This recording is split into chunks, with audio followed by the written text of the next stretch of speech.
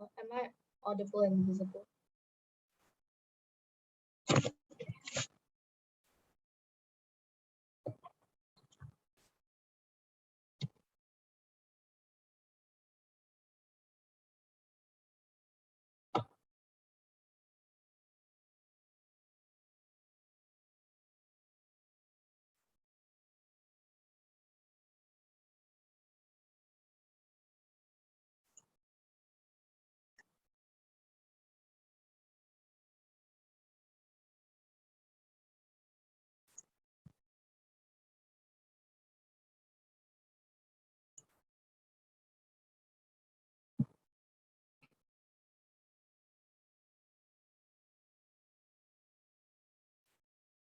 So before going into the main arguments, we're going to define and illustrate what this world actually looks like, where we have the feminist movement lobby for greater workplace opportunities using the economic benefit instead of ethic ethic what ethics of care. So first of all, what are developing nations and what do they look like? We think that they are first of all highly conservative, and second of all, they are less politically and economically developed. So they want a higher economy, and we think that this narrative will appeal to them. Second of all, the role of feminist movements, we think it's very important because they fight for equal opportunities and gender equality and things like that. In OG, we think that we fulfill this role because economic benefits also show that women can be equally as economically good as men, and opt cannot have a burden on the principle of the role of the feminist movement because ethics of care, when you have ethics of care in their role, you pose the narrative that women only gets the opportunity or that position of power because they are women and because you need to give them a spot for the sake of diversity, right?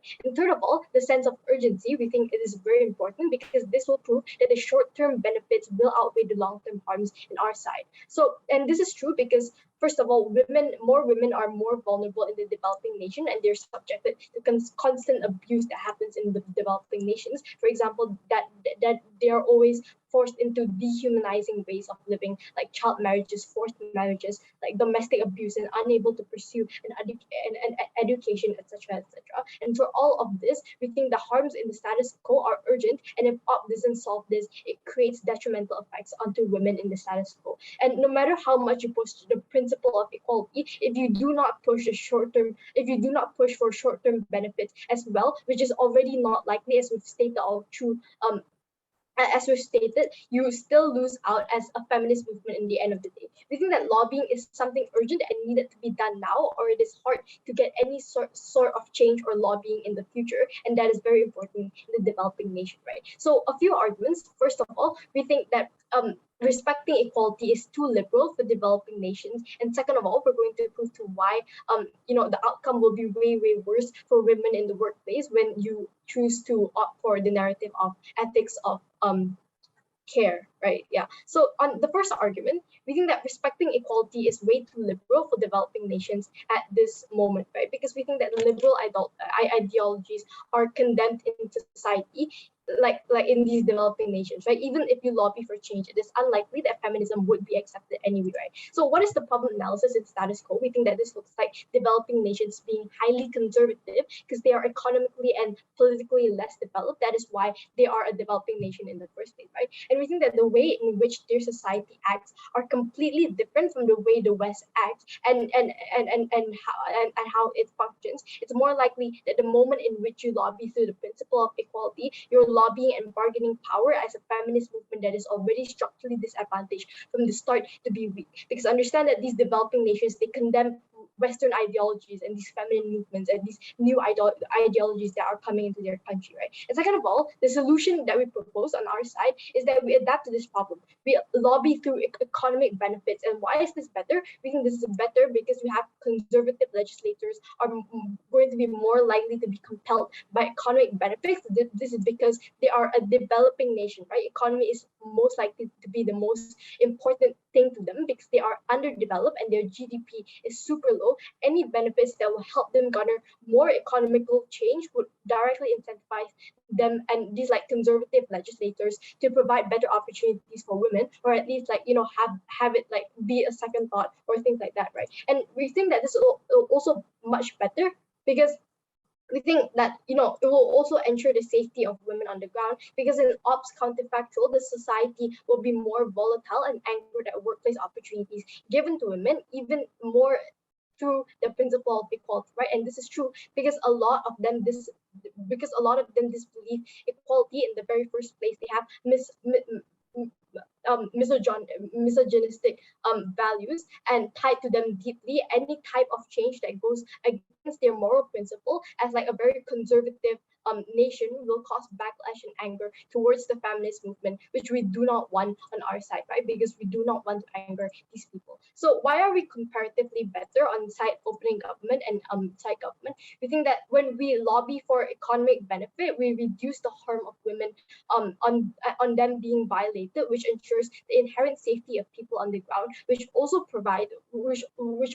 prove to you how we urgently solve the matter at hand. And the impacts of this is that, number one, we ensure the safety of women. Number two, we lobby for faster change and more effective changes. And the comparative of both our sides is that on side government, we benefit the nation and the feminist movement. We ensure the urgency is solved. And on ops paradigm, you have like something that is very bureaucratic, inefficient, and ignorant to the urgency of the public, right? So on the second argument, we're going to prove to you how the outcome will be way worse for women in the workplace. And this is the comparative between having like economic benefits as a narrative, and or having ethnic ethnic care as a narrative. So we think that like there are two scenarios, right? If these women are not qualified and they got in just because of ethics of care, and that's bad for them and the company, because number one, these women, they will feel commodified, that they are just there to fill in the diversity quota and they have no sense of achievement. Second of all, we think that there will be larger tension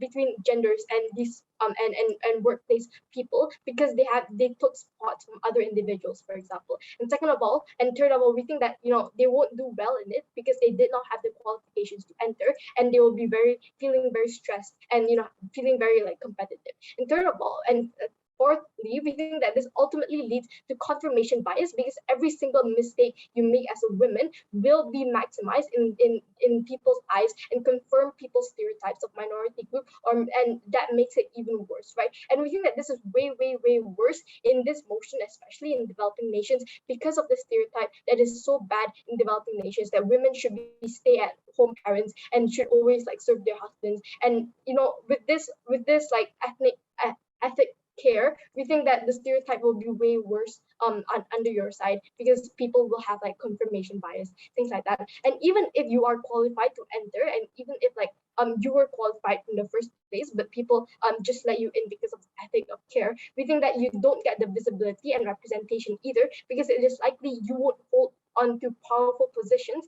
Even if you did get into these positions, you will always be scrutinized by the people, and you'll always be underestimated because of the way that you got in, even if you are qualified, right? And understand the impact of this argument exclusively in developing nation is very, very bad, because in developing nation, the stereotype of women and the stigma against women, the discrimination will be way worse, because understand that like with all this tension that has happened, it's likely that you will be beaten up, and violence will happen inside this workplace environment, which will be way worse for all those reasons that we're encountered.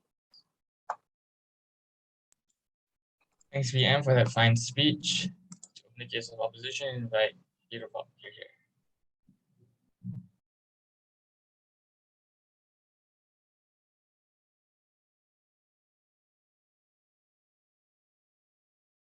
Hi, just checking if I'm audible.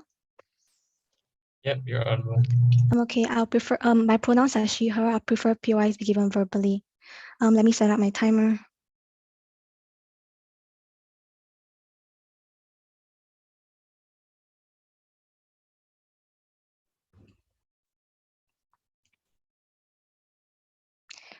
Okay, speech starting in 3, 2, one. So before I move on to my rebuttals towards OG, some pieces of setup and counterfactual first, right? So the setup on outside, firstly, the characterization to what this narrative looks like on outside is firstly, I think this looks like the sympathy and empathy towards women, like people who should get opportunities to work, right? Where I think in our world, men will agree on this principle of women needing to be treated equally, when our world, this narrative causes the man's mindset to change, where both genders are equal and deserve equal rights, right? Where in our world, the feminist movement pushes this as a focus of the morality and integrity of women, but the principle is just simply non-contingent. So i.e. on our side, when women get hired, they hired because they have value, not because they are commodities who are able to earn money for the office, right?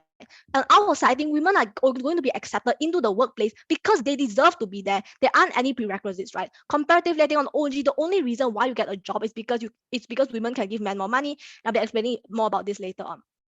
The second piece to my setup is the characterization of the feminist movement, right? Given this is an active debate, I think the interest of the feminist movement is setting up long-term change. This is like sustainable change where women in these countries are able to benefit from these policies long-term. Because yes, I agree that the feminist movement want to fight for the basic rights of women, but also do note that the feminist movement has an obligation to make sure females in these countries and their future generations are able to be protected, but the long-term harms are able to trickle down to women in these nations.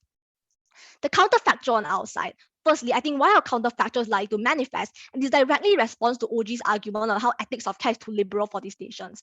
I think firstly, corporations will hire women when the narrative is pushed because these corporations just want to be seen as people who are giving opportunities to women and they want to look more woke, right? Given that I think society is changing, even if it takes more time, I think we're able to push men to giving women more opportunities, right? Examples are this, like women in these developing nations now able to get education, like Malala Yousafzai. Women now have the right to drive. I think in the future, given all these changes, it's proven that women were eventually able to work in these countries, right? Given these examples, we're able to disprove OG's argument about how these nations will never accept when this narrative is way too liberal, given that they're grounded examples of how this has worked in the past. And I think the second layer to this is just the general sympathy towards women. And now men have an obligation to help them regardless and push for more workplace equitably on outside of the house. The second layer to the counterfactual is the process analysis to show how men will treat women better on outside in all areas and why this claim is likely to be successful. I think the first layer to this is once you have the mindset that women should be able to have this right to work because all genders are equal, which is the narrative that outside is pushing, men now have the moral obligation to do so, right? This means that men will recognize that they are likely to give women rights in other areas, given that they just recognize this inherent right that all genders are equal, right? Getting outside government, what happens is opportunity for women only includes working in the workforce, and in other areas, men just do not see a reason to give women rights because they don't quote unquote help generate income in other areas. This is like allowing women to be able to protect it when they want to get a divorce from a husband, like things like protecting them. I think in other areas, women's rights are stagnated, i.e. like the right to having their own money as well and be able to stand up against the abuse from their husbands. I think these problems also need to be recognized as well, and we need to reform the whole system and not just the economic sector. This is a unique thing that we're able to bring out of the house, and this is why this reason is the main point, the reason why the feminist movement exists, right? Therefore, it is within the feminist movement's interest to push for the long-term benefits and the reform for women in every single area, given this narrative. Now, moving on to the rebuttals towards OG, right? The main argument that they bring up to us is they tell you that they were able to reduce harms of women being violated and women's rights being able to they're able to get women's rights faster, right? I think on the first layer, some meta debating. Side OG lacks the process analysis to why this is true, because I just do not understand why this is true. They give you a laundry of impact, but they never run through the process analysis to how women are able to get rights faster given this, right? Because they fail to explain to you why women getting to work in offices directly equals to more rights in the future in other areas. And because they fail to do so, all the impacts fall as well. But second layer to this is OG argues that women are going to be commodified under outside of the house, right? I'm going to flip this argument against OG and argue to that they are instead more likely to be commodified inside OG as well, because I think the narrative that OG is pushing is that men will only hire women because they can quote unquote make more money, right? I think what this happens is they're going to be treated as objects to generate more money for the company, objects to allow the company to gain more income. They aren't going to be treated as like human beings, right? And given that characterization, how men will never accept when men will never treat women equally, therefore I just think is I don't understand why women being able to work equals to men treating them equally in the office. For example, giving them maternity leave when they're pregnant, example, allowing them to move up higher ranks in the workplace. I just do not think this is true, and I just think OG women are just going to be commodified even more, and it's so harmful. Now, moving on to the main argument on our side, I think on our side, what we're going to argue for is that outside government, women are more likely to fail within the workplace. The first layer to this, the premise here is that women are more likely to be subject to discrimination in the workplace in general because men are just misogynistic and want to shun women even further. Now, moving on the second layer to this, let's look at the worst case on-site government, right? Where not all women are able to be successful within the workplace. Some world building here. I think this looks like the male boss constantly denying female workers opportunities to be promoted to a higher rank. This looks like men not giving them maternity leave after pregnancy because men have no obligation to women using this narrative that they're going to be able to bring economic benefit, right? Therefore, in that world, in the worst case, if and when women fail, if the women fail, it's going to reinforce the preconceived notion that women are just a failure and we're not going to be given any opportunity in the future, given all the systemic barriers that just stop them from being able to advance further in the workplace, right? Therefore, if they fail in the context of the feminist movement, this is even worse for the feminist movement, given that now the men are going to think the feminist movement is just a lie. They're more unlikely to help the feminist movement in the future whenever the feminist movement has a new agenda, right? And if women fail and do not bring economic benefits, men are going to fear the feminists won't rip them off. The feminists will push this false narrative that women are simply unable to bring them economic benefits, and they told lie. Therefore, women are just not going to be given any future opportunities, right? The outcomes of this are this going to firstly, it's going to regress the feminist movement's progress and harm more females in the future. Secondly, people are just less likely to buy into the feminist movement as there will be less donation and less traction. And I just think the feminists will just need this traction in order to keep getting help to push for change. Therefore, this all vanishes on-site government. But even if we bought the best case on-site government where women are able to succeed in the workplace, I just think the first layer to this is the benefits are just limited to the workplace and not in other areas like I did explain just now, right? For example, protecting them if they want a divorce. I think even if they can get change faster on their side by pushing this narrative, I think there's no long-term benefits contrary to what OG tells you, right? Because I think that we need men to internalize their respect towards women by treating them equally and fairly. They're just simply more beneficial for women and the future generations as well as women for all other sectors, right? Therefore, I think on our side, what we're able to bring to you the impacting that the wider scale of people on our side are going to be benefited. Women from all fields are able to get equal rights and equal benefits, not only just women from the workplace, not only women who can just earn men money, right? Therefore, I've already proven to you how, firstly, it's unlikely on their side how men are going to give women equal opportunities. Systemic barriers just don't allow them to even succeed in the workplace. Therefore, just brings them more shame and causes women to fail even more in a constant cycle. But if I prove in the best case, if women succeed, they just isn't going to help the long-term benefits. And my second speaker will explain the comparative and further analysis. This is why I'm very proud to oppose. Thank you. Thanks to LO for that fine speech. To continue the case of OG and by DPM, you're here. Okay, I'll throw my notes and I'll start. Thank you.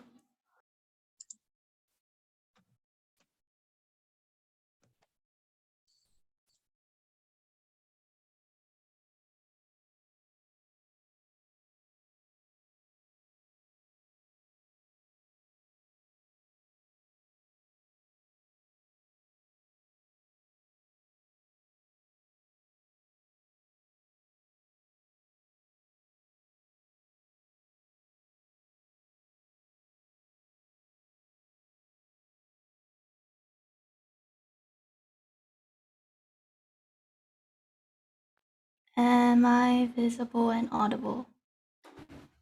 Yep, both visible and audible. Thank you. Hold on. Okay. I take POIs verbally, just POI me anytime. Oh, I start my speech in 3, 2, 1. All opposition has to prove 3 things for their case to fly and outweigh our benefits. First of all, they have to outweigh that their ethics of care would lobby for faster change than OG. Second of all, they have to prove that ethics of care will be opted into by legislators in the first place. They have to prove the efficiency of their whole policy in the first place. And third of all, they need to prove that ethics of care will benefit the feminist movement as a whole. We think that PM did touch a bit on this, but I'll respond on this later. Before moving on to my argument, I'll firstly respond what to LO provided today.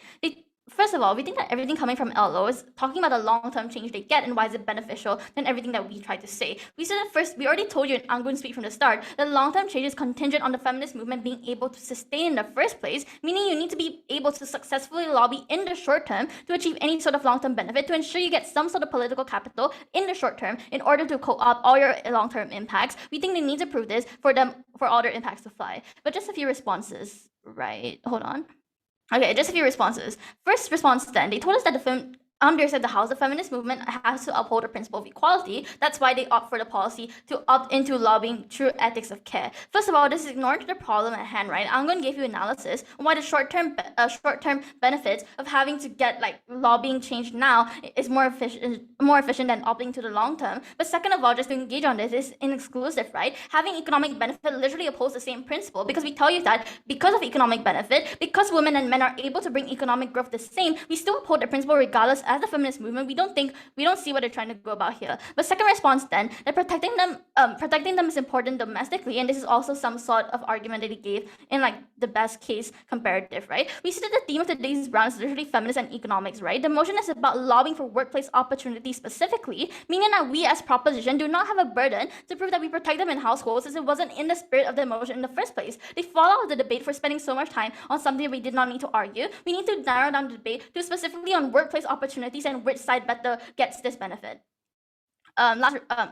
Second last response. They told us that why would men then treat them better if they get workplace opportunities? And this also relates to the first argument that men are inherently misogynistic, right? We said, first of all, economic growth as a lobbying tactic literally shows that women are able to do the same work as they do, and they are able to work corporate jobs in developing nations and should not just be household wives back at home. And secondly, organically, right, just to prove the process of this, we said that if you see women as the same and are able to provide some sort of economic benefit as you do in the status quo, you more are able to interact with them in the workplace and see the economic benefit they do bring to the table. Organically, this some sort of like patriarchal norm will slowly start to deteriorate in the long run, but we believe that's still the long-term solution. We think in short term we still win regardless, which is something we stand for in OG. Last response then, that women will fail regardless because there are systemic barriers. This is disingenuous to our whole case, right? Because our mechanism literally solved this. As us, lobbying for change through telling you that we provide some sort of economic benefit as women, we solve the systemic barriers because we literally lobby for them to be raised away. We said that because of lobbying, at best, all the legislators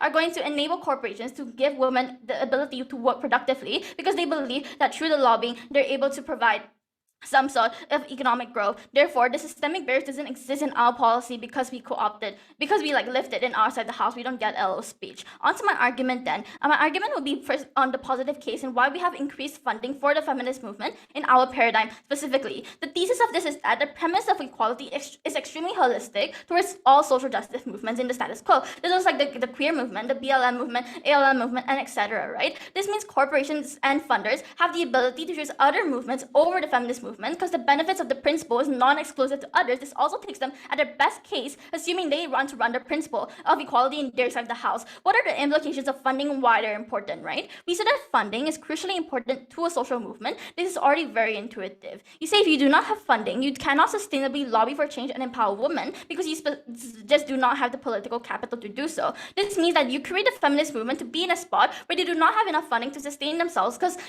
you need funds from investors, and now it's going to be extremely decentralized because investors are able to opt into other movements. Now, as a feminist movement, you do not bring any unique compelling benefit towards the investors, meaning that the probability of even lobbying for change in their side of the house is extremely low, and the likelihood of success was never even proven by LO. Therefore, through this implication layer, I think we also take down the efficacy of their whole policy. The solution on our side as OG, we tell you that economic benefit is an exclusive benefit to the feminist movement. Only in OG do you get this analysis. Why is it true that it's exclusive? We said that retrospectively, there's no other social movement that heavily prioritizes on lobbying through economic benefit, right? We said that because of that, investors have the incentive to opt into us because it's something that has never been seen before. Therefore, the likelihood of success is probably going to be true. But even if there's going to be any movements that use this lobbying tactic after our policy is being put in place, we this is to assume like this is something they're going to say to mitigate our best case impact. We think we still have the advantage by virtue of us being the first movement that does so, right? Because it enables us to garner more connections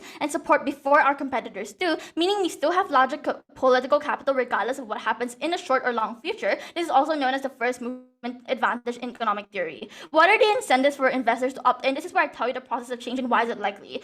This is where we say that investing in social movements that want societal change is incredibly important important to them to garner recognition and image, right? Why are we able to compel them better than the side of opposition? We said that the moment in which we prove to you that economic benefit is exclusive, we've already proven to you why investors want to buy into the feminist movement then. We said that unique benefits, meaning that you're now going to be different from the other movements then, which are your like kind of competitors. It's safe to assume that the movement would now prosper because it is unique and new with its new way of lobbying, and it's more likely for you to succeed in it as well, especially because of what I'm going to tell you before about how we're able to compel legislations in developing nations because the likelihood of success is high because we compel them through the very like mindset they do have. This is like conservative legislators like prioritizing economic benefit because they are in developing nation, they need to prioritize the economy to increase their GDP. As the feminist movement, we take that and exploit it to our advantage and tell you that sure, if you want to prioritize on that, we as the feminist movement are able to do that. That means we have some sort of likelihood of success in our side of the house, which is obviously a green flag towards these investors to opt in, which means we like tell you we get some sort of opt-in in outside the house. Comparatively then to like compare both sides in a way, we said we get more funding because we exclusively lobby this through this like benefit, which is something other movements have not been doing, and we also hold larger lobbying power against legislators because we have much larger political capital then. What opposition then has is that they're going to resort to some sort of long-term solution, which we believe, sure, it sounds intuitive, but we already told you from the start that this is important. Short-term benefits is important to ensure some sort of long-term change. They cannot keep running the long-term benefit because we've already told you throughout the first speakers, they cannot just not engage. With that, I'm proud to propose. Thank you. Thanks, DPM, for that fine speech. To continue the case of OO, I invite DLO here.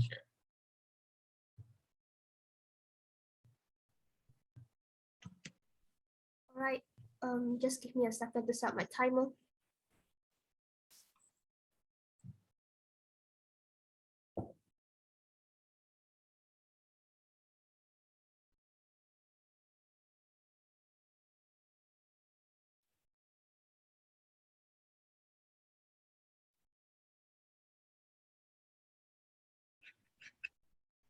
Right.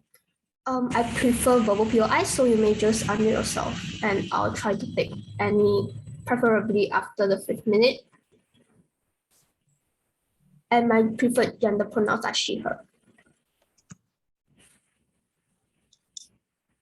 Starting my speech in 3, 2, 1.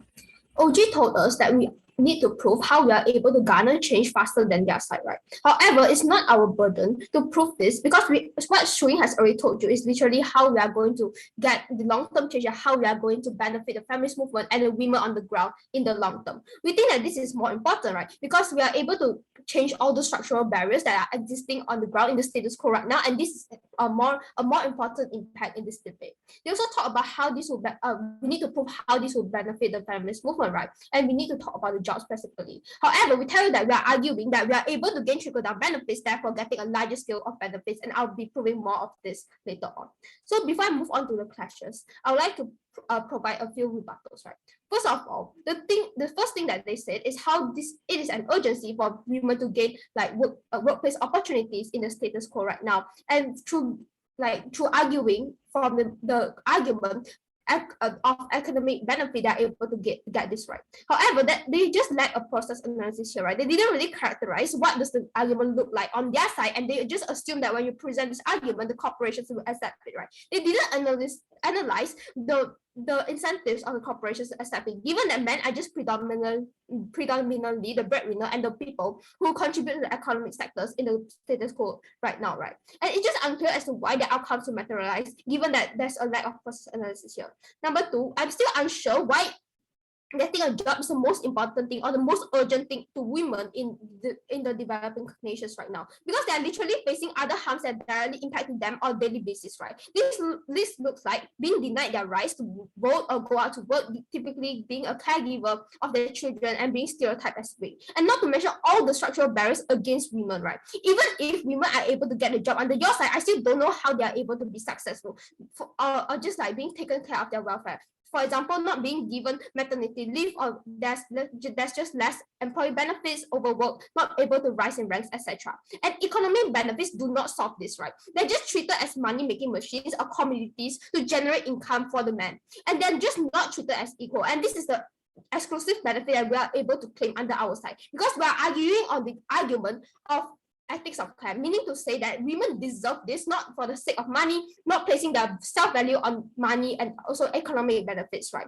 There's just no incentives to take care of their welfare because the corporations just want to milk benefits out of them under your side. And they also tell you that short-term benefits will only be able to gain long-term harm, right?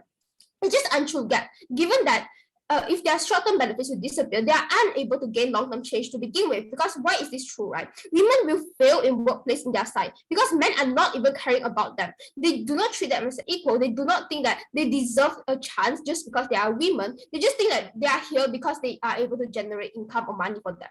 And women will fail because their failure proves that they are less than men, right? But the reality is they don't fail because they are incapable, but instead because of systemic barriers that women face on a daily basis. Note that OG isn't able to magically erase all these barriers, even if they get women into the workplace. Even if women can only join the workforce because, quote unquote, they can earn money. I don't see why men on OG will have the incentives to treat women nicely at work, right? Men will only give women rights in the workplace, but not in other areas where women don't have laws to protect them or whatsoever. So if we prove that OG short-term benefits don't equal to long-term benefits, we can take down their impacts. And even if on the best case they win on urgency in the short term, the women are still worse off overall. Because what they are facing right now are basically microaggressions, and they are being treated as commodities to make money. Given that women are already mistreated in status quo, we don't want them to face all of these harms in the long term of being perpetrated as commodities to make money, which will harm them in the long term, right? Second of all, we talk about how our argument on ethics of care is not able to overcome the conservatism in developing nations. Hold on. And if the nations condemn Western ideologies on our side, then how do you expect them to get what they want using Western ideologies, for example, economic benefits, right? Because developing nations see the role of women as caretaker. Then the Western is perpetrating narratives such as like women want to be strong, they want to be independent, they want to have financial support by themselves, right? And if the developing nations are also less open, that means to say that they are also less open to the idea of women being able to work and earn their money on their own and just being independent, right? So if you want to say that nations aren't able to be progressive or liberal, that means to say that it's just not mutually exclusive under both sides. You cannot just assume that these nations will be stagnant forever, given that Shurin has already illustrated a couple of examples. So, for example, Malala Yousafzai advocating for the rights of women to get education, and right now more women are getting education, right? And also how women basically advocate for the rights for women to drive in Saudi Arabia through campaigning and signing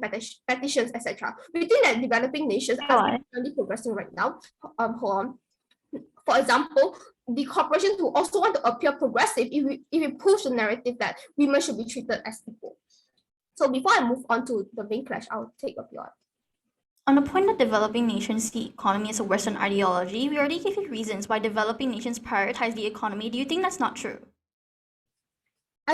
Okay, so if you really want to argue about the conservatism, we still think that it's just true, right? Because they prioritize economic benefits. If you want to claim that this is true, this only perpetrates how you are able to how you are going to harm the women in the long term, right? And I'll be explaining more right now in the clash. So we think that my extension here is how this will perpetrate the narrative that women are money-making machines or communities to generate money. And this also directly clashes with OG, right? So the premise is simple. Instead, government wants to claim the economic benefits that they keep on pushing for. We still think that it creates a harmful narrative towards women and hurts the interest of the feminist movement in the long term. Because the comparative here is that even in the short term, we aren't able to achieve change as quickly, we are still better than the alternative side government provides, right? Because you are basically stripping off their dignity and treating them as commodities. Their self-value is placed and contingent on the economic value that they bring. And if women are seen as commodities on their side, they are likely to be harmed because it's harder for them to lobby for rights. Because they are seen as people to earn money for them. Their only value lies in how much they can earn for the company. And if they don't manage to succeed or don't manage to provide productivity to the corporations, men can easily fire them, and if they don't fulfill their promise, right? They are also going to face microaggressions and little to no protections in the workplace. Therefore, we are willing to trade off the short term for long term benefits, because even if it takes us a longer time to achieve greater workplace, by the feminist movement, they are able to have a better workplace welfare for these women and going to benefit them in the long term. So in conclusion, we argue in the interest of feminist movement, and women are going to get long-term benefits. Very proud to oppose. Thank you. Thanks, Diallo, for that fine speech. To open the closing half of this debate, I invite member of Gov here.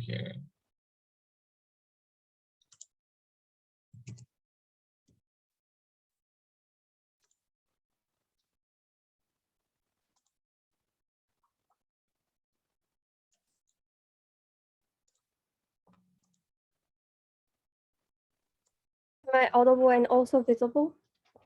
Yep. Before I start my speech, I prefer verbal POI between 5 and 6 seconds, minutes of my speech, and my gender pronoun is she or they. So with that said, I'm going to start my speech in 3, 2, 1. Speaker, the sense from closing government is that we want to ensure feminist movement to have a greater workplace opportunity, not because of ethic of care that varies from individual by individual and different cooperation, but we want one objective standards of economic benefits that seem for these companies to make sure that they are persuasive to hire these women in the end of the day, and we are willing for these change happen from bottom to top, and therefore that will be the stance of our team in this debate. So in this debate, I'm going to do three following things. One, I'm going to provide extension towards the OG that was lacking in this debate. Secondly, I'm going to rebut towards the OO why we're winning over the OO. And lastly, I'm going to compare the both teams, government and opposition society, and still, even in the worst case, why we are better in any kind, why we are better in general norms. So the reason for why this debate is winning for the CJ is mainly for two reasons. One, because the opening half of this debate failed to explain why those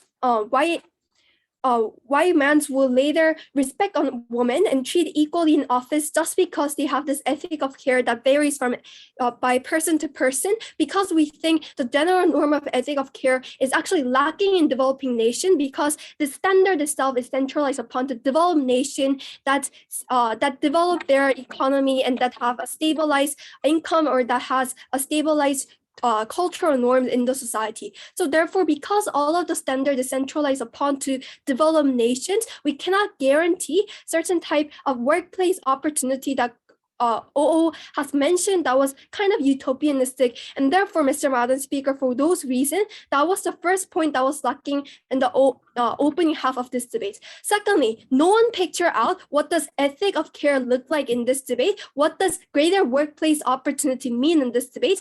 The first that we'll talk about this characterization will be the closing government. So we think a greater workplace opportunity mean in this debate is going to give much more simple job for these women. Why is this the case? Because we prove why this in the current status quo, because developing nation centralize their overall economy upon to agriculture aspects. That is the reason why these women are much more likely for them to do simple job, for instance, making soccer ball or making some clothes by their own hands. But secondly, we think in developing nation, the reason why those kind of job, those intellectual jobs, for instance, by making robots or by doing office work is not available is because, as they explained in the opening half, because individual, those women lack their opportunity, educational opportunity. So in those terms, when women have proved their own skill sets in workplace by giving the norm of economic benefits, that's the moment where we think it will be the prerequisite of any other kind of movement happening in those developing nation in general. So let's move on to the first portion of my speech, extension OG. So we think OG seems lacking why ethic of care doesn't work, and as a good reasons to increase workplace opportunity. More characterization coming from the closing government. We think the characterization of developing nation will be mainly for one, individuals in those kind of country will be religious, for instance, in Saudi Arabia or Syria. But secondly, they enforce forced marriages in young child. But thirdly, we think that they ignore women in general. They make sure that they are doing household rather doing those economic activity at the first place. Fourthly, they justify honor killing in the end of the day that is easily happening in those developing nations who have less standard of those women rights at the first place. So in those kind of perspective, the reason why ethic of care doesn't matter in developing nation is mainly for three reasons. One, because they need to boost their own economy. The extension that will be only coming from the CG is how they are centralized upon the agriculture aspects. So they need other needs for them to be compatible in global society. So they need those more labors that is working, especially in those kind of aspects. Secondly, we think the reason why ethic of care is not the meaning of what developing nation is following is because they still do child labor. For instance, when we see in Africa, they make sure that this child doesn't go to a school or have education, but they make them to work in such a small factory by 15 hours, etc. So therefore, still it's globally criticized by saying it's immoral by the developed nation. We think it happens in developing nation, meaning that the ethic of care doesn't matter in their perspective. Thirdly, we think that the standard is made by developed nation. What does it mean to be objectively good? It is different because it is different by every single country. No, thank you. Because we think those certain standards will vary by the narrative that a certain country is going to be prioritized, especially in developing nations who prioritize conservative and much more male supremacy society. And those kind of things will simply neglected even though they do lobby in the end of the day. So the impact of this extension that we will only provide is mainly three portion. One, we think that the success of women will be high, and I will give the unique reason why this is only going to happen in the closing government. Because firstly, discrimination occur because they have a less interaction, but at the first place, we are increasing interaction, and therefore relying on the meritocratic value. That's the reason why this individual is much more likely for them to understand women. But secondly, because companies are much more persuasive than standing random limitation of rights or simply arguing to have an ethic of care. In those kind of perspective, we think success of women will be high. Secondly, we think that there is a role model effect happening because more individuals are going to be participating in economic activities. Or thirdly, in the short term, we think feminist movement will happen much more likely, and this is important for two reasons. One, because women will acknowledge about their skill, but secondly, we think both gender will participate in those movements, feminist movements in this society. So let's move on to a second portion of my speech about the furthermore explanation why we went over the OO. The reason why we went over the OO is because OO lacked the comparative at the first place. But secondly, we think it's simply arguing how they can lower the structure area doesn't make sense because this was firstly just a statement. But secondly, we think that this is just a statement which they are willing to live in a society that it's unlikely going to be happen. And our Samuel going to explain further why we went over OO, and that's the main reason why I'm very proud to stand in closing government. Thanks, Member of Gov, for that fine speech. To open the case of CO and invite Member of Op. Hello. There. Am I heard? Yep. Okay. Hi, I'm Rihanna. My pronouns are she, her. I take POIs by voice. And I'll start my speech in 3, 2, 1.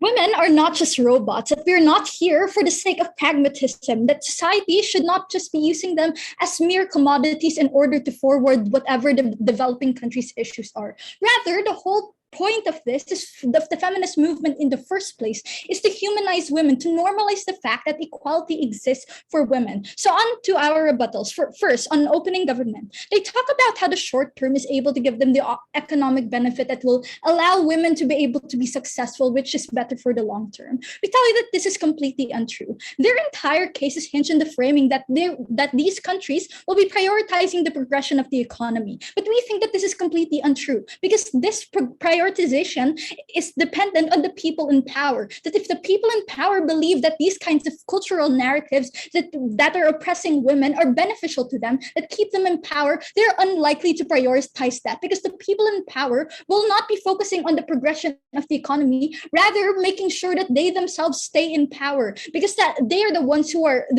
benefiting from it. And sometimes are even the reasons why these developing countries stay stagnant, because the people in power do not care about the people on the ground, because they only care about their own interests. That there's no firm grasp on ideals about democracy, on ideals about helping the people on the ground, and therefore that's the reason why society looks like that.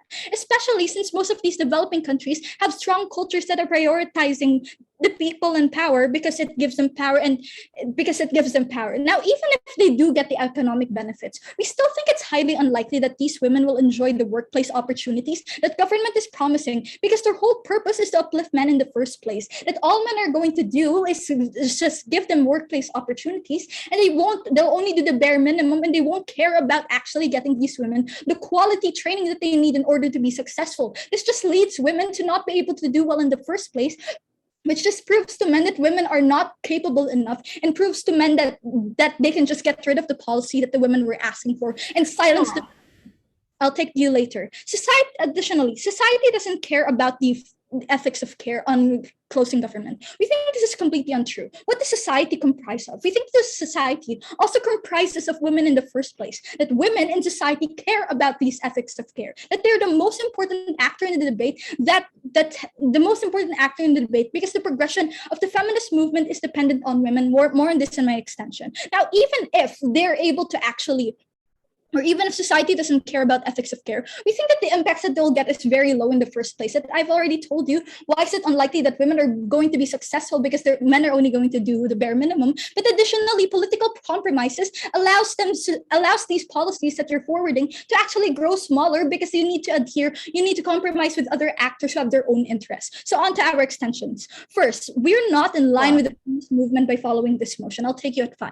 3 levels under this. First, there's a long-standing history of patriarchy and oppression. What does this look like? That women are seen as having so many cons in hiring them in the first place. That they have to have maternity leaves, they can't work when they're pregnant. That they're emotional when they have their period, so therefore they're probably not going to be productive enough. That there's double standards on them. That when they're trying to do their best to be assertive, they're considered bossy. That it just gives men the platform to put women down. That even if these women actually do jobs, it's likely to be more lower than men in the first place, because we're in a conservative society. We think that it's going to take small steps, whether or not you're on government and opposition side, to create women who are actually very successful. That the most that they'll probably get is secretarial duties, and not being the boss and being able to make enough money to fulfill whatever economic mobility you want. So in developing countries, it's still very conservative. Thus, there's not a lot of structures that give women the skills and need that they need to work. So second, continuing the oppressive narrative, this just continues to be oppressive narrative. The narrative of women being subservient to a patriarchal society is the only reason why they were given more workplace opportunities is to increase productivity. That it demands a stricter metric for women. So on to our 3rd level, the feminist movement goal is to reach equality and remove the patriarchy. That the entire narrative that this is posing to lobby with the people is completely against what they believe in the first place. That government needs to prove why these low impact, short-term impacts are more important than the principle of the feminist movement in the first place. Why are these principles important? 2 things. First, the movement is at its earliest stage in these developing countries, where it's important to establish what the movement is for. That at this stage, what we want is for people to understand what the movement is for, so that in the later stages, we will not be confused on what we're fighting for. Second, our goal is to get more people who support the movement. And the largest people who will be getting to support the movement are the women themselves. Okay, I'll take that POI. Hi, we already told you that we uphold a principle because we give them corporate jobs they wouldn't have otherwise because of the social stigma. How do you engage?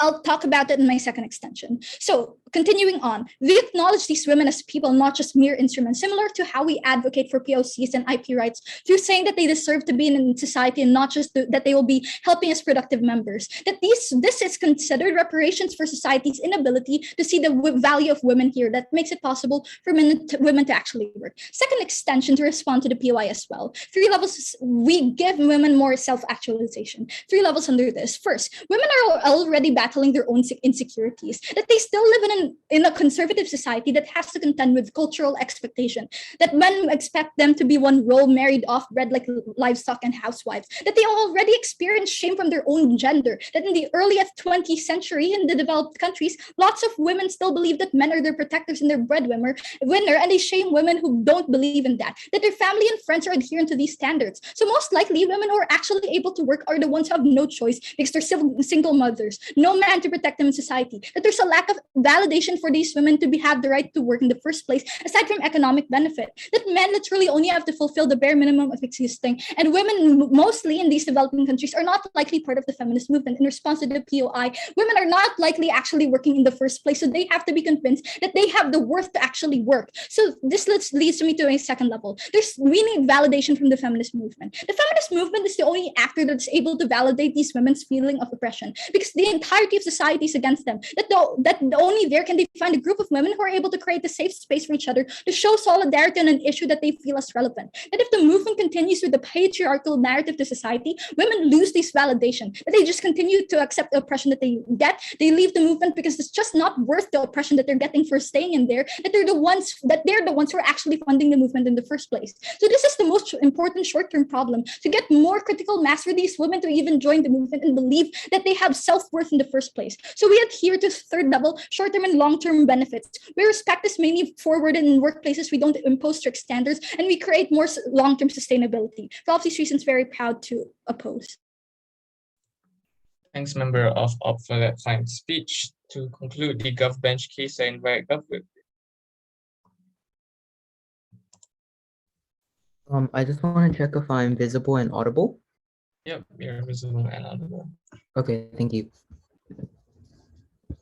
So I'm going to start my speech now. My name is Samuel Chu. I prefer POS in the chat, please. My preferable pronouns are he or him. Thank you. So my speech will start in 3, 2, and 1. Honorable Chair, we're not talking today about US, where most men believe in feminism. We're not talking today in this debate about how many men will magically advocate for feminism according to the opposition side. Honorable Chair, as the feminist movement in developing countries, in countries like Pakistan, filled with child marriage, it is impossible to objectively define feminism as objectively good for 2 systematic reasons, right? First of all, it is impossible to change a country's culture and identity just by lobbying them. Secondly, it will result in more backlash and more discrimination and hate against women at the end of the day, right? So let's first identify the common goal for both teams, right? For all of the 4 teams today in this debate, the common goal is to help the feminist movement to increase in power, and secondly, for developing countries to increase in financial value, right? So today's trade-off is that we will not be able to probably make feminism as objectively good in developing countries, but we can improve women's paychecks and their situations in developing nations at the end of the day, right? So today in my speech, I want to prove 3 things, right? First of all, I want to state the rebuttals against each of the 3 teams in today's debate. Secondly, I want to explain about our team's extension, why it is better than their argument. And thirdly, I want to weigh today's debate and explain why we won, right? So first of all, let's rebut OG, right? OG comes up to the podium and talks about several points, which I want to list out, right? First of all, they talked about how these countries need development. For these feminist movement, they fight for rights. Women are dehumanized. The outcome will be much worse for women. And respecting equality is too liberal for developing countries. We should provide better opportunities for women, and stereotypes are so bad that women should be in the household constantly.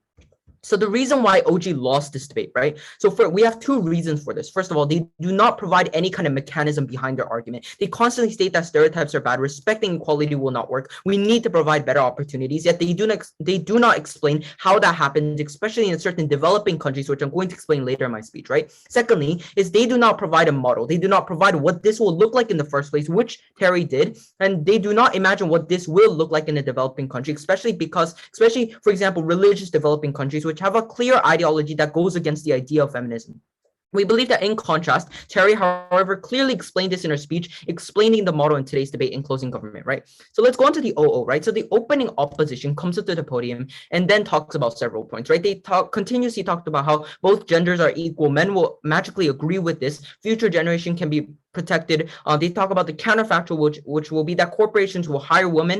As society is changing, people will continue to change. Men will have the moral obligation to treat women better. Women will be treated as objects if they follow the OG's case, because women will be used to make money.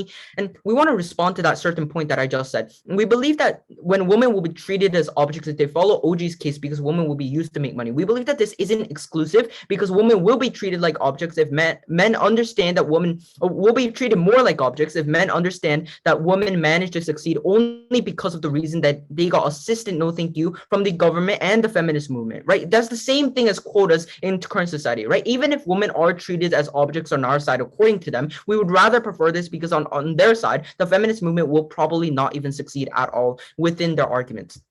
So the reason why O additionally lost this debate is because first of all, their counterfactual is not as effective as ours, right? Corporations will hire this woman according to their counterfactual, assuming that this is through this idea of ethics of care, and the feminist movement manages to somehow prove and convince everybody in the nation that women should get chances, and they will face eventually much more discrimination in today's society, right? We would rather have women be integrated through the argument that, oh, we want to help the economy, we want to be a part of helping the country, instead of, oh, you better give us a job because we're the feminist movement and we deserve rights too, right? Sure, that idea could work in a developed country, no thank you, but not a developing country at the end of the day, right? We proved to you in our side because how we have a better counterfactual, because we can indicate that we can approach corporations and the country in a much indirect way. We can avoid backlash by changing the stigma on how women should always work household jobs, taking care of the family, because we proved that as women take the incentive to work not for the rights of women, but we want to help society as a whole, it increases respect and change the perception of women in developing countries, right?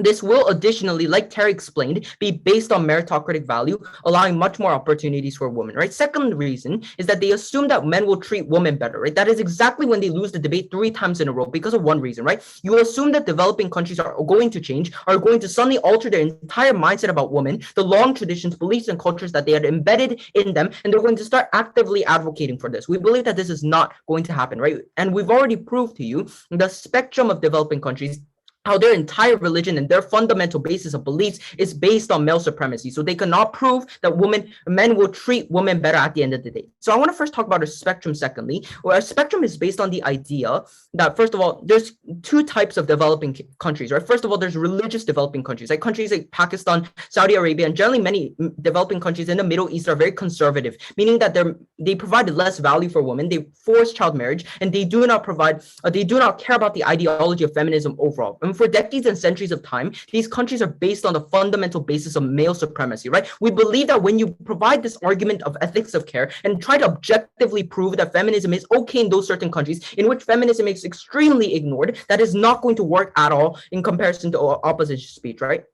So going on to the CEO comes up to the podium, no thank you, and explains several points. So he talks about how society should not be used as normal commodities. The goal is to get more people to support the movement, to have more women support, and there's reparations for society to see the value of women, right? So the CEO was the last team to engage this point given by Terry, right? All 3 teams do not rebut nor engage against Terry's point about how the standard of ethics of care is different. No matter how much they emphasize the benefits of having women in the workplace or not, they need to prove what they're actually going to do in contrast to religious ideology, which are conservative in many of these developing countries, right? Additionally, Terry explained to you about how we need to approach these countries in a much more different angle, yet all opening teams did not talk about this. The last closing team does not rebut this in today's debate. Let's go on to Terry's speech, right? Terry's speech is that why developing countries will not be able to implement it in the topic of ethics of care, right?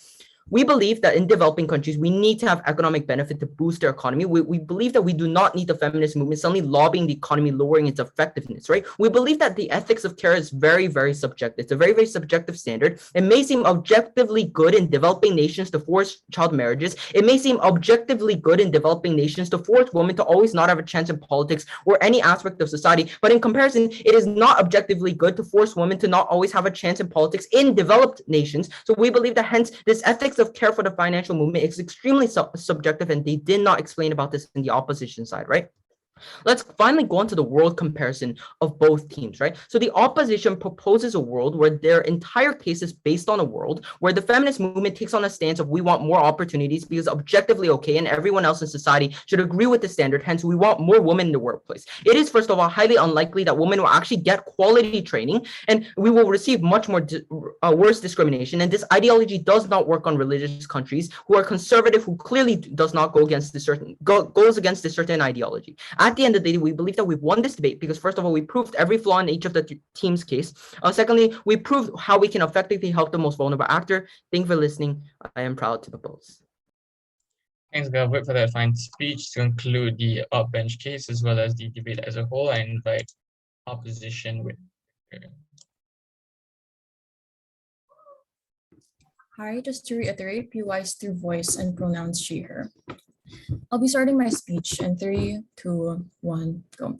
I think that women already experience the greatest double standards and glass ceilings. And then when we increase the barrier of entry of women and expect them to only be instruments of the economy rather than their equal standing into society, we undermine the efforts of the feminist movement. If I prove to you today on 3 separate levels that 1, short-term and long-term impacts are more felt on CO, 2, that we are able to get penetrable policies from conservative policymakers and governments, not just based on meritocracy, and 3, that we ensure the rights of individuals fighting along with the culture and notions of developing countries, we win this debate.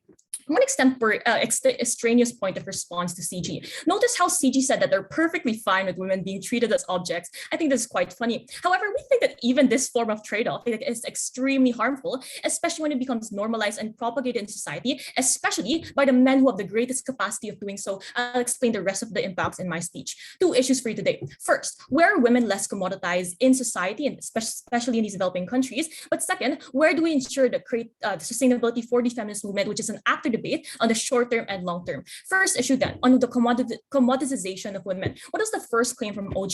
They told us that they will show the narrative that women get power for the sake of diversity and that women will be commoditized at the end of the day. Notice how this analysis is contingent on confirmation bias as what they conceded to, i.e. a strict standard of how a woman should contribute to the job and have greater means of productivity. This negative principle is far more prevalent on government 3 structural reasons. 1, women are greatly more commoditized when you only see them as a means to achieve a goal, i.e. economic development. 2, it's far more likely for workplaces to put more stress and effort on them when there's an imposed standard, specifically by the governments and policymakers that you're proposing this to, as opposed when you acknowledge the existence of women as is, right? But 3, it continues the oppressive narrative, and as this narrative of economic benefit is directly in line with how society already sees women as material beings non-equal to men. This already directly engages with OG's claim of how they see women as the same and who brings organic growth to the economy, thus it depletes patriarch thoughts. This is entirely untrue. We think this standard is so problematic because women themselves can literally do the bare minimum, i.e. exist, and still be considered all right in the workplaces.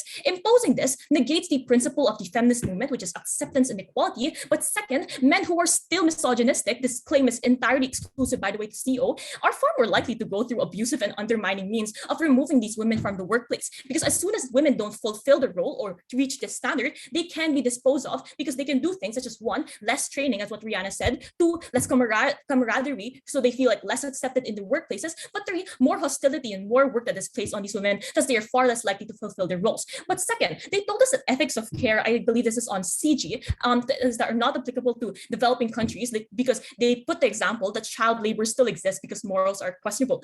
I would posit that this idea by itself is problematic and contradictory. Using their example of child labor, 1, if you forward the children's rights by saying they provide more economic benefit, they're far more likely to be abused anyway, especially since they're more commodified because you only see them as economic benefactor. But second, if you only see them as economically beneficial, your morals are far more likely to increase in questionability anyway because you see them as less humane and you also reduce your humanity in the process. Second issue, where do we create sustainability for the feminist movement, short-term and long-term? First, claim from government side. They told us that respecting equality is too liberal for developing nations, especially with the conservative legislators that are prevalent in these nations.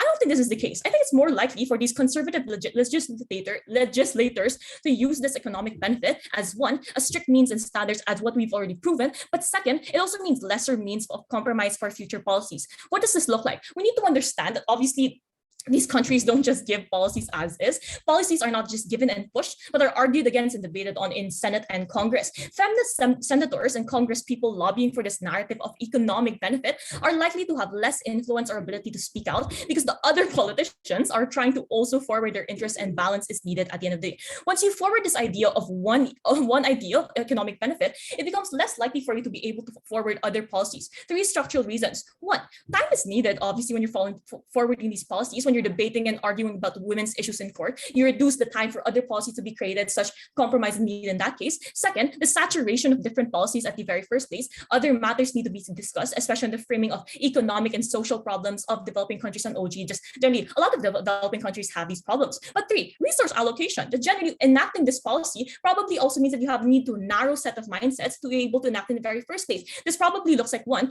committing to ensure the monitoring of this economic benefit. I'll take you at 5. But 2, it also looks like ensuring that these companies are these in the very first place. Well, why is this still not likely, right? And how do we still win on the short term? Respect is the value that we mainly forward, and not just working individuals. This means that this general principle and this general standard is far more applicable to multiple policies and not just one thing, which is basically workplaces. At least on our side, we get things as education, we get things as just like respect society, sexual harassment, etc. So I'll take you right now.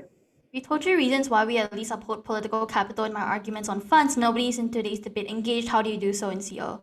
Thank you for that wonderful, response, right? I'll tell you this in my second claim from you guys. You told us there'll be increased funding of the feminist movement, right? Especially when corporations can choose other movements who are more in line due to the first movement theory. I think funding in and of itself is very unsustainable. 2 responses. 1, relying on an external actor to supply the needs of the movement is very unsustainable because you aren't relying on the individual's autonomy. But second, investors don't just invest for benevolence, by the way. They don't just give this money. They do it for returns. Why is this so bad? It reduces the autonomy. I already took a POI. It reduces the autonomy of the feminist movement. It reliant on other individuals and actors to sustain themselves. But second, it stagnates the movement further. In investment, external actors also have to give their opinions and consent before decisions are finalized. It creates more compromises to pure forms of protest and fight for rights. But third, it also possibly causes divide and polarization within the movement. Sector divide is already seen with different means of achieving the position.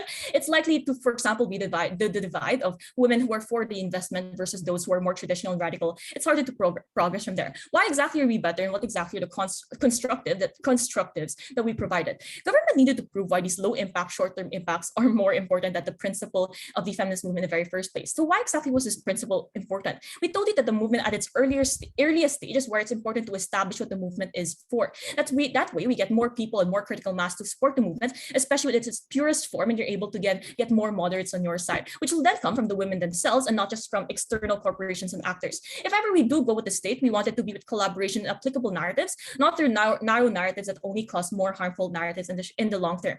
In this case, what exactly is the worst case on opposition? That we're not palatable to governments, women don't get the rights for both long-term and short-term. One, I think only focusing on the short-term benefits creates newer narratives and harms on the feminist movement that they have to work and debunk and mitigate in the future, assuming but not conceding though that we aren't able to get any benefits at worst case. At least we don't worsen the narratives of women which are deeply ingrained in society. We're already better in opening and explaining the structural incentives and the structural narratives we win this debate. Thanks. Thanks, Upwit, for that fine speech, and thanks everyone for that wonderful debate. I invite everyone to cross the floor and shake hands.